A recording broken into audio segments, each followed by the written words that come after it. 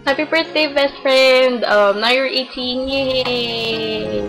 Hey, legal ka na gumawa ng kalokohan. Yun nga lang, lagot ka kay tita. First of all, I wanna give you happy birthday and wish you everything your heart desire.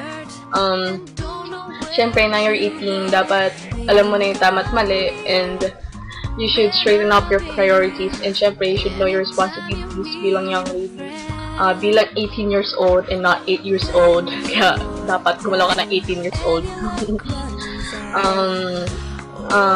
Sorry kung hindi ako nakauwi. Alam mo naman ako, busy naman kami sa school dito, tsaka kuripat ako ng pera. Okay, so next time, pag uwi ko dyan, babawi na lang ako. Promise. And, ayun, masyado na mahaba to exposure ko dito. Okay, hanggang dito na lang. Basta, if ever you need me, sigaw ka lang, baka sakaling marinig kita.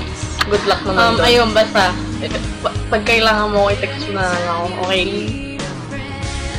Okay, sige na, kasi na matagal to. Okay, sige na, bye-bye. Happy birthday, best friend. I love you. I miss you. Bye-bye!